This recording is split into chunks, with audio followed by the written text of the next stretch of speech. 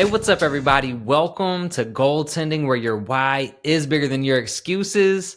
I'm so excited to get into step 5 of the 5-step process to goaltending with you today. We're going to go over a recap of steps 1 through 4, touch on the 5-step process. And before I do that, first, I just want to remind you, it goes a long way to like, comment with your thoughts and questions, subscribe to the channels, the platforms, help this content grow. I know that you know somebody out there that can benefit from the 5-step process, the guests that come on the show and share their knowledge and experience. So I just want to ask you all, please share it. Comment with your thoughts and questions. Let's really talk about these things to help each other grow and to spread positivity and opportunity to really just live a life of fulfillment. So make sure you do that. I do want to remind you, today's episode is fueled by prepping with peppers. And now I just want to get right into the recap real quick. Step 1, identify your start and finish.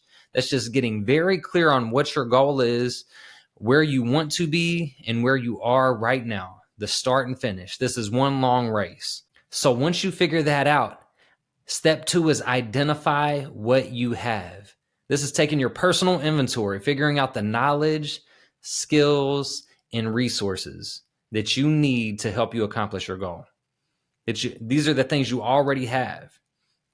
Once you identify that, step 3 is make a plan for progress. So making that plan, this is about putting together what obstacles you expect to face on the path to pursuing and achieving this goal. Once you know what obstacles you expect to face, you can figure out how you're going to overcome those obstacles by leveraging the knowledge, skills, and resources that you have. Now, part of that is you may identify that there are gaps between what knowledge, skills, and resources you have to overcome obstacles and what you will need to be able to overcome them.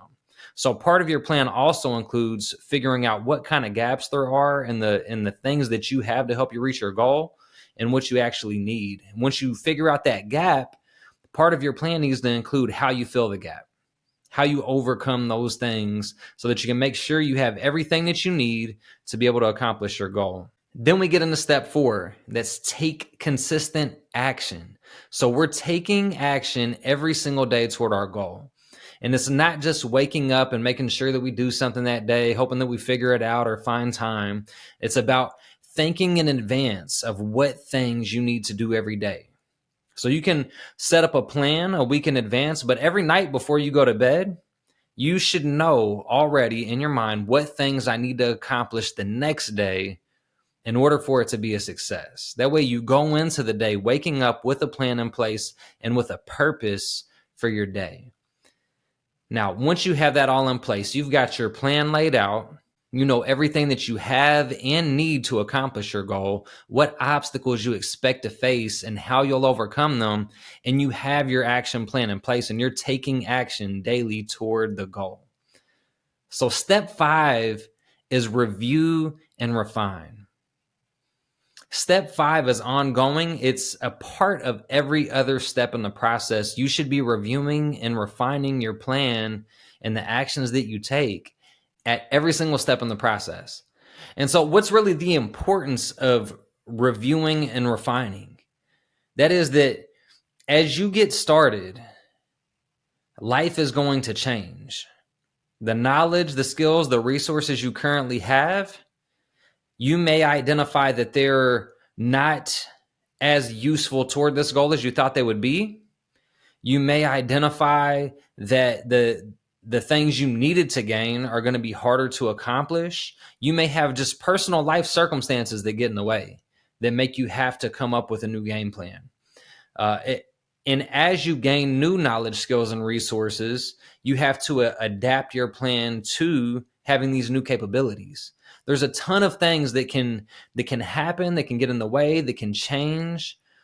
And so it's very important that you are frequently reviewing and refining your plan, because that means it's going to change the way in which you approach obstacles. It may change the obstacles that you face, and it can very likely change the types of daily actions that you're needing to take. And then another consideration is with having your goal set, you also set a date to that goal. And so part of your reviewing and refining is checking in on your actual timeline and your progress. Are you being as productive as you said you were going to? Are you sticking to your timeline? Are you ahead of your timeline? And if so, do you need to scale back to make room for other things? Or are you actually able to accomplish more than you thought you could and you can accelerate your timeline? So there's a whole lot of things to consider, but because things are constantly changing and adapting, you have to be flexible. You have to be able to adapt your plan. And so what I want to start with, where I'm talking about you have the timeline set, you know when you want to accomplish your goal by, and with that means you need to identify how frequently you should be reviewing and refining your plan. So it can be a daily touch point. It can be a weekly, a quarterly. Part of it depends on how far out this goal is. So the farther out the goal is, the less frequently you may need to check in. But the more frequently you check in, the better.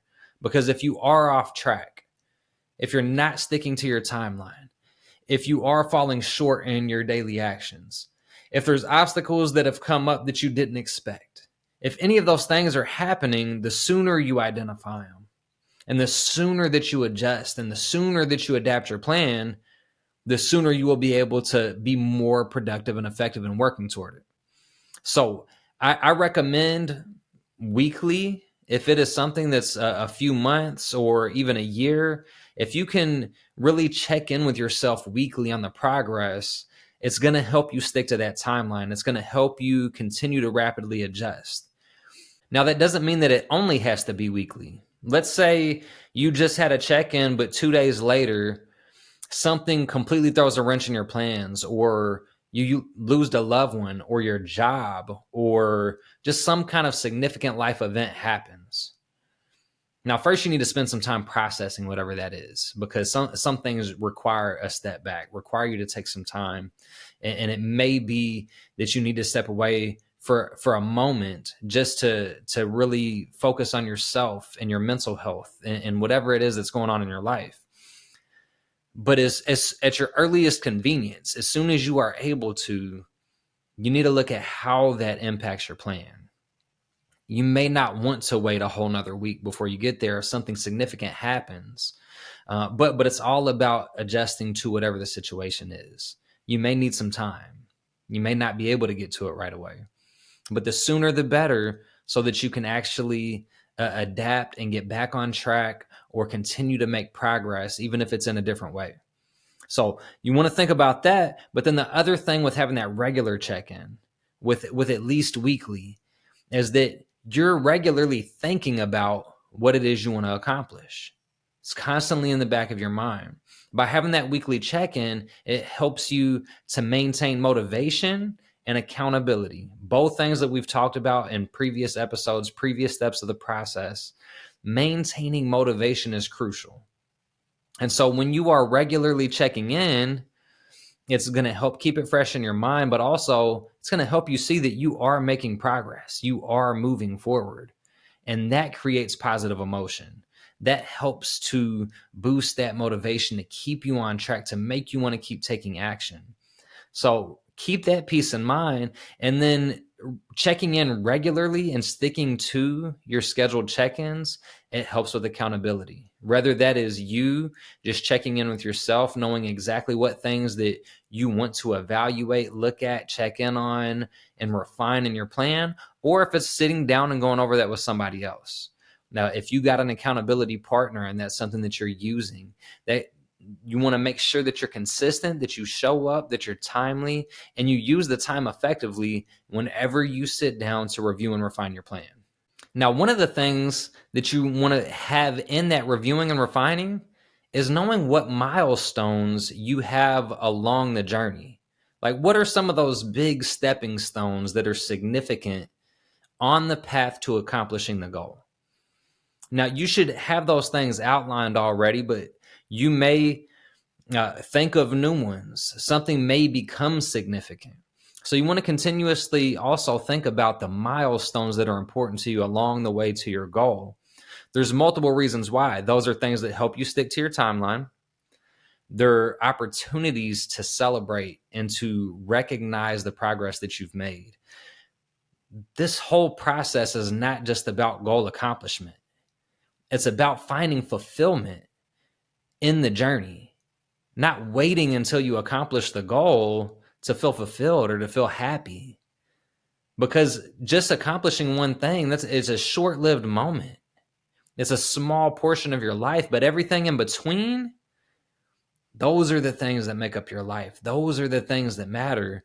So you want to be fulfilled in those moments. So having milestones and celebrating them on the way, those are things to help with that fulfillment in the journey, with finding that enjoyment, with recognizing that even small steps forward is progress towards your goal. So keep that in mind as you're working toward this. All right, so when it comes to actually reviewing and refining your plan, you need to set clear metrics or clear questions that you want to ask yourself or evaluate when you go to review and refine. It can be whatever you feel serves you best, but a few examples might be things like, am I sticking to my daily actions? Am I on track with the timeline? If I'm not, how do I adjust? Can I do more? Am I doing too much? How far am I from my next milestone? And am I on track to hit it? Am I doing a good job of maintaining accountability? And if not, how can I adjust how I stay accountable to the goal?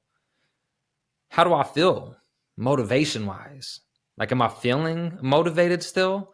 Or am I struggling with motivation? Because maybe in identifying that right now I'm struggling with motivation, I can adjust the way in which I'm approaching the goal. I can try to find some inspiration to re-spark that motivation. But it's really important that you consider that, because you're not just going to be motivated all the time. And if you recognize that you're no longer motivated, you may be able to adjust some of the actions you're taking to specifically focus on regaining motivation or ensuring that you have consistency within your plan so that you're still making progress, whether you're motivated or not. So that's a really crucial, important one right there to think about.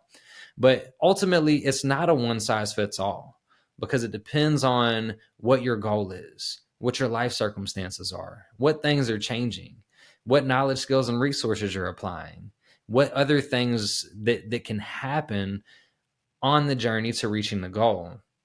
And so keep that in mind, but make sure that when you set up your review, your touch points, whether it's weekly or whether it's a bi-weekly or monthly, whatever you choose to be best for you based on the goal you're pursuing and how far out you are from it, just make sure that you have good questions and know exactly what it is that you're measuring against.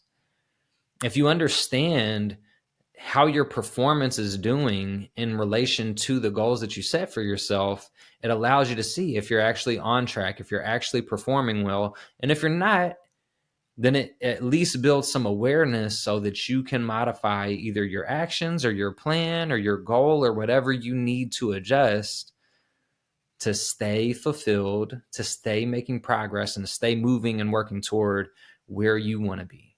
Now, I briefly want to go through the review and the refine piece of each step in the process, because you may need to go all the way back to step one of identifying your start and finish. The finish line may move on you. You may modify the goal or need to modify the goal based on things that have happened in life that may no longer be exactly what you want.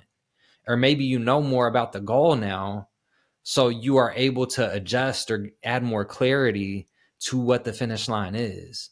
So part of reviewing is looking back, is that still my finish line? Is that still exactly what I'm going for, what I want to aim for and put my effort toward? Your starting line is constantly moving. Every single day, I'm no longer at that starting point. I'm at a new starting point today that should hopefully be closer to the finish line. So as you review and refine, continue to look back at where you are at that moment versus where you want to be? And is where you want to be the same as when you initially started? So make sure you're looking at that when you go back to step 1. Health, fitness, fat loss, sleep, all goals that are impacted by the fuel you put into your body. I've tried meal prepping at home, and I've tried multiple meal prep companies, including those that deliver, but I'll be honest, nothing has been better than the meals I get from Prepping with Peppers. They offer fresh, never frozen meals on a weekly rotating basis, so you don't have to get tired of eating the same meals over and over again. So save yourself some time for the things that matter most by ordering your meals at preppingwithpeppers.com. Step 2, identifying what you have, your knowledge, skills, and resources. You should know more today than you did yesterday. You may have gained relationships along the way that you didn't have when you started. So there's skills, knowledge, and resources that are constantly developing and growing. So look back at, do I have new knowledge, skills, or resources, new things in my toolkit that are going to help me overcome more obstacles? And maybe I'm aware of more obstacles that are coming. So as you get to step 3 and making a plan for progress, you can look and validate, are the obstacles that I expected to face, do I still expect to face them? What things have I overcome already? And am I actually aware of some obstacles now that I didn't initially expect?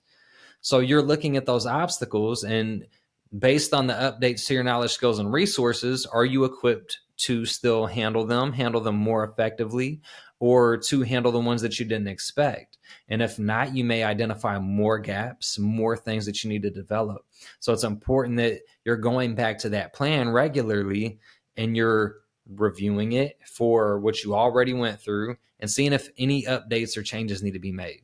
And then step 4, that taking consistent action, going after it daily. The really big piece with reviewing and refining is making sure that you are giving yourself appropriate rest, that you're maintaining good mental health along the journey, that you feel good about what you're pursuing, that there's purpose behind it, that you're revisiting your why. And then as you're looking at the actions, you ask yourself, are they helping me get where I want to be when I want to be there? Like, am I on track? Am I behind? Do I need to do more actions? Do I need to take a step back for my mental health or for my well-being or for the sake of rest or because there's a new life circumstance that I didn't expect? Does that modify my timeline? There's a lot of things to consider, but you can go back and there's so many things that you can review and refine consistently throughout the process. Now, if you are checking in with yourself regularly, let's say you are checking in once a week, there may not have been huge updates to that. So this isn't always going to be a huge elaborate process that takes a long time going through every step. You may be able to look at, like, I did pretty good this week. I'm on track. The actions that I'm taking are suiting me. I feel good. I'm motivated. There may not be a lot to update, but you checked in. And doing that and sticking to your check-in and just making sure, like, oh yeah, I'm on track. Everything's great. Maintain that motivation. Maintain that accountability. They're good things that are going to help continue to feel good about what you're doing, help with that fulfillment that we're talking about. So I really think that this is just a crucial step in the process that is constantly happening in every single step. I made it last, but it's really fluid in terms of where it is in the process because it all depends on what you need. Now, I'll give a brief example just of my own journey of this year. And I won't go too in depth, but I just want to show you what reviewing and refining really looks like in real time. And I set a goal this year of writing my first book about the 5-step process to goaltending and having it completed no later than the end of December. Like having the entire book written this year, not necessarily fully revised or ready to publish yet, but I want it completely written, all of the content material together. And so I set that goal for myself this year, and I visualized it. it means something to me. I still have my why. I still want this to happen. But there's been multiple things, multiple obstacles that I didn't necessarily expect or plan for, or there's been new opportunities that align with my long-term goals that I've chosen to make a higher priority right now. And it's made it to where most likely I'm not going to complete writing the book this year for multiple reasons. I knew that I had a military education course that I needed to do this year. That's an obstacle that I expected. I knew was going to happen. I didn't quite think about how big of a time commitment it was going to be, how much time it would take outside of work and everything else that I'm doing. And maintaining the podcast is extremely important to me. And so it comes to a point with time and the commitment I have to or need to put toward that military education course. That time has to come from somewhere. So it's either I sacrifice rest, which will ultimately really only be able to be a short-term play, and this is a year-long course, or I need to make sure that I'm not taking away from my sleep, and it needs to come from somewhere else. And so I knew that maintaining the podcast is a higher priority and a long-term connection to where I want to be and what my long-term goals are. Then the next thing is there's been other opportunities that I didn't previously plan for that align with my long-term goals and wanting to coach and public speak. And they're things that I think better help in progressing toward what I need, what I want to do, and everything that I'm building toward with my long-term goals. And because I feel that those things are better suited to put my energy and time toward right now, that time, once again, I have to prioritize what the time goes toward. And so in recognizing some of these new unexpected things and challenges, I've decided that sticking to that timeline does not serve me this year, because it would significantly impact either my rest or my mental health to be able to balance and juggle all of the different things. And on top of that, there's been unexpected investment opportunities that my wife and I decided to go after that also require time and energy to put toward those. And so just multiple things that some of it was planned obstacles that just ended up being more of a time requirement. Some were unexpected obstacles and all positive and good things.